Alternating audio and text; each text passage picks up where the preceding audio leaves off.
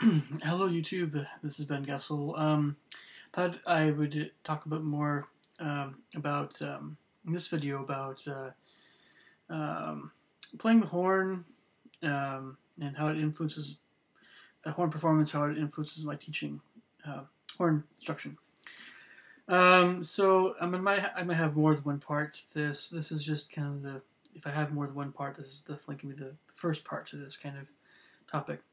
Um, Goes without saying, it's always harder for me to play standing up than sitting down.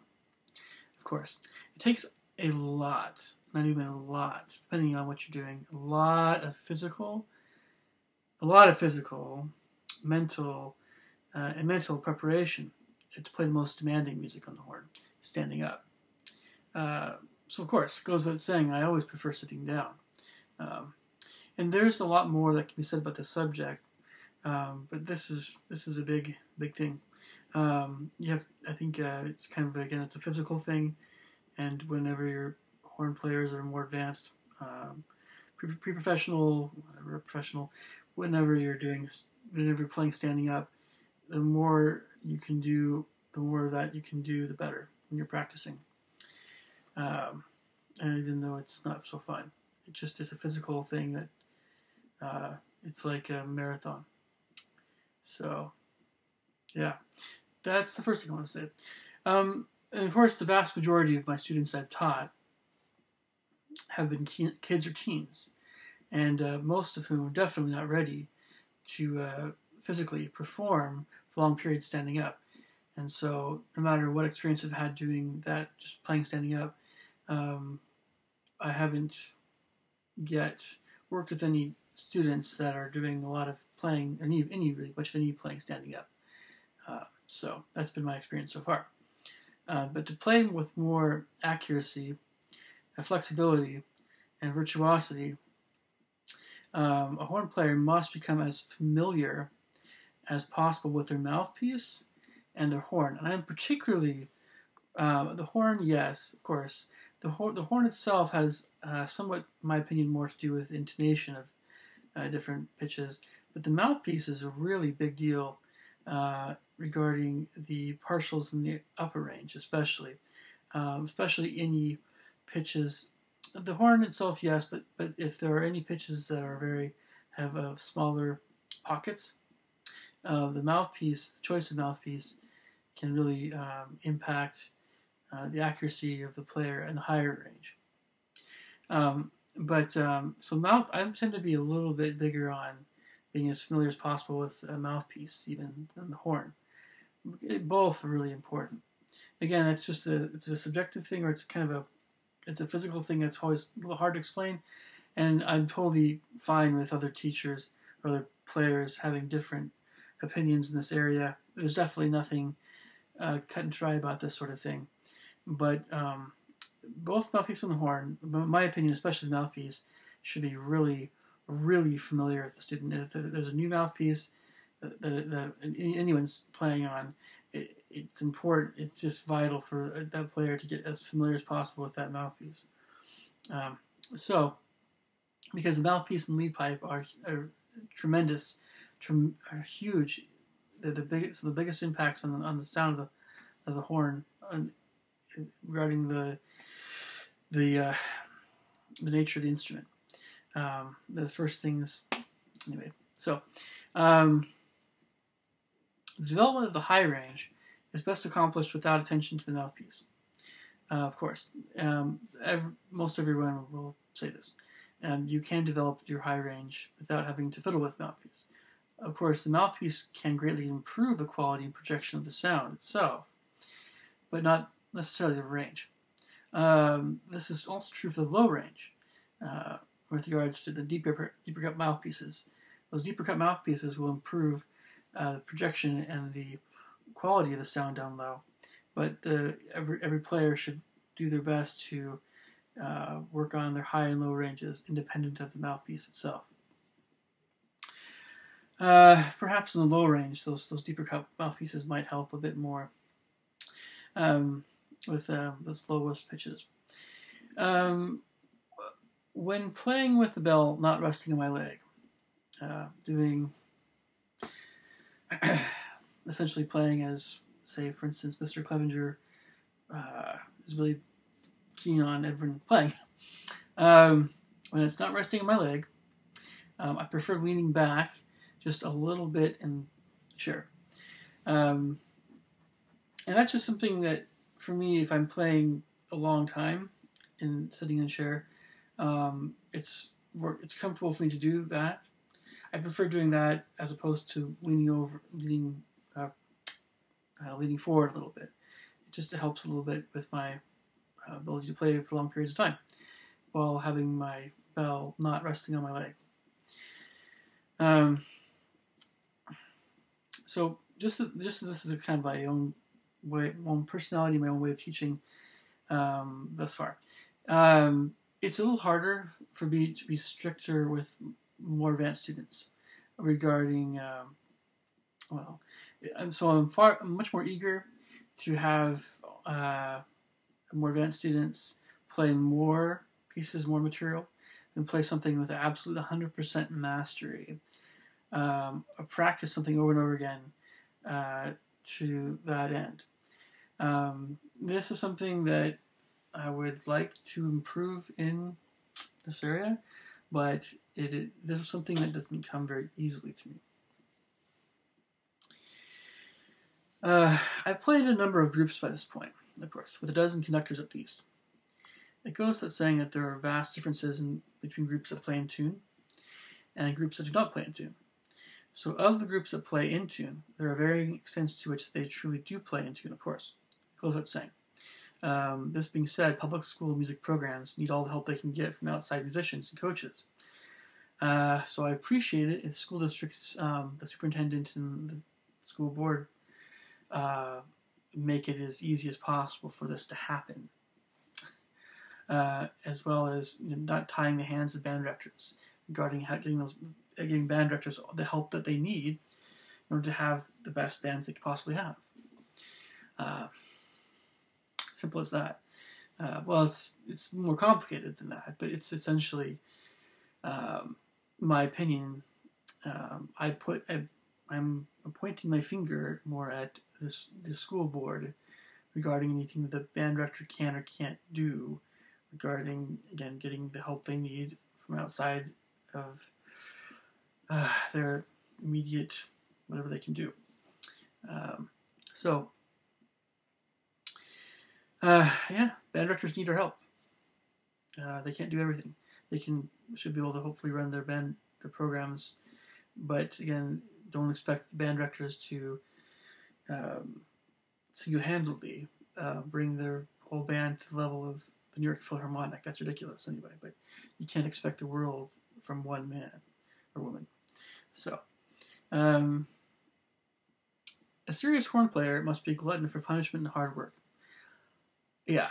The less that someone enjoys, or the less someone is okay with being hammered over the head in various ways, music.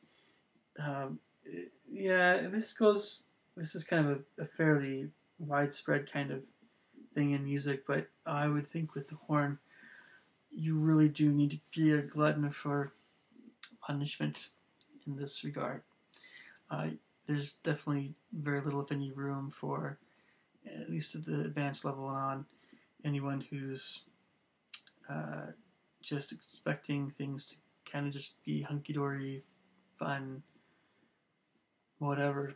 The horn is not the instrument for those folks.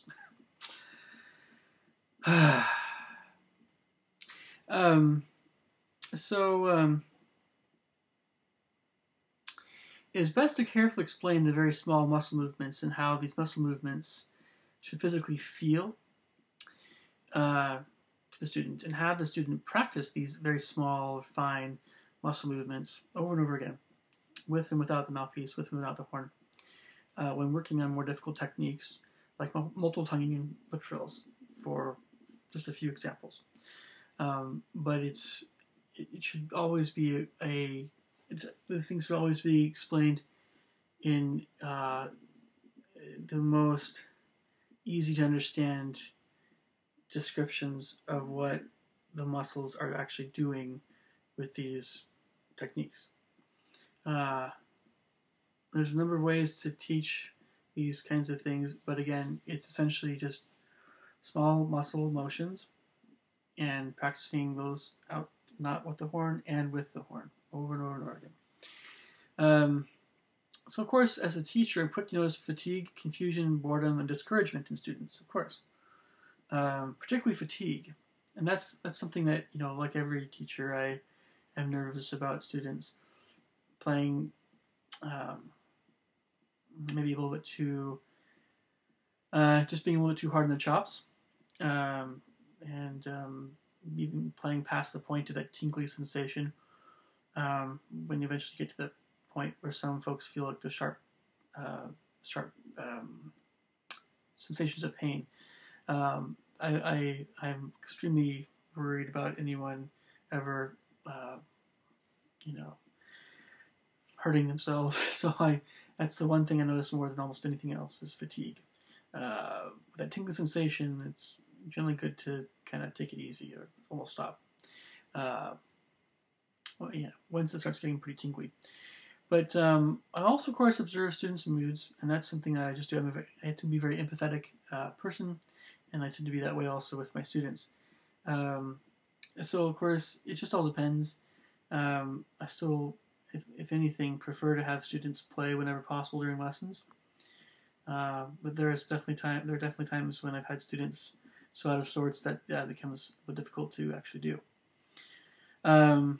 So this is kind of a general statement here on orchestral playing, and maybe it sounds like common sense, but I think it has a lot of application to teaching students things like horn students, things like excerpts and things. But I think it's helpful to say, in general, and these are generalizations, of course, but Russian orchestral music in particular often tends to have a great deal of physical power and endurance that's required to play the music well. So anything like a lot of Tchaikovsky, certainly Rimsky-Korsakov, as well as Stravinsky, Shostakovich.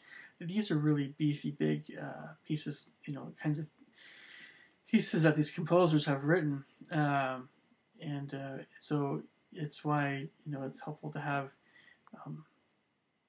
very advanced, especially advanced students that are playing these kinds of music, or at the very least, somewhat advanced. German and Central European orchestral music, so Brahms, Dvorak, that sort of thing, tends to be sometimes similar to this, but not quite as demanding. It just all depends. Wagner and Mahler being very, very lengthy composers who wrote very lengthy pieces of music. Again, Russian, I think, in my opinion, is among the most demanding. There's a lot of composers writing very physically demanding music from that country, followed by, again, Central Europe and general Poland, Czech Republic, and Germany. And of course, British, Scandinavian, Spanish, Latin, Italian music is somewhere in the middle. You get some mellower stuff that's a little bit less physically demanding, along with the little bit tougher stuff. So again, some British composers write more like the Germans, and whatever. We're about to say this. Yes. French orchestral music is quite mellow, in my opinion. It definitely, at least, it isn't for horn players. Tends to be not especially brassy. There are always exceptions to this, like Berlioz and that sort of thing. And of course, American music is all over the map. We have everything. We have all kinds of composers in the United States. So essentially, you almost have like a spectrum between France and Russia. And interestingly enough, there's also a geographical spectrum going from east to west or west to east. And also, incidentally, that being said, regarding historical, the A, tuning to A, tuning pitch, tuning, whatever, the farther east you go in Europe, the more that the players and directors prefer sharper A's, whereas the French really prefer that A to stay where it is or stay down low, as well as the French, again, preferring the mellower, more covered tones, and the farther east you go, the more that there's that love of really intense brassy sounds, brighter sounds. So with a horn, mental toughness and focus, it's just huge. It's just huge. A lot of people don't fully realize how hard horn playing is the farther you go, but in general, just how hard it is. It's not like of course, it's not like oboe and bassoon. We don't make reeds, but it takes just a lot of a really close attention to detail, and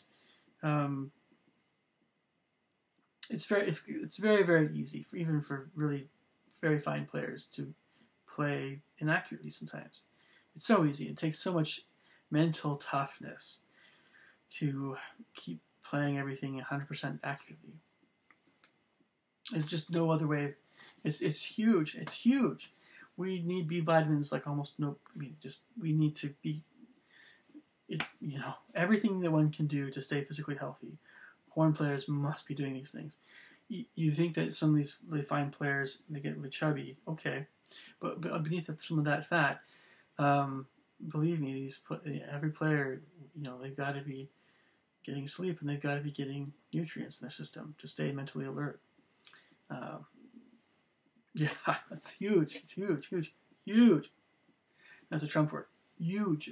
Okay, so the more that mental focus and mental toughness that a student has, the more successful that student is likely to be on the horn. But there's other things that play in as well, like tenacity, that sort of thing.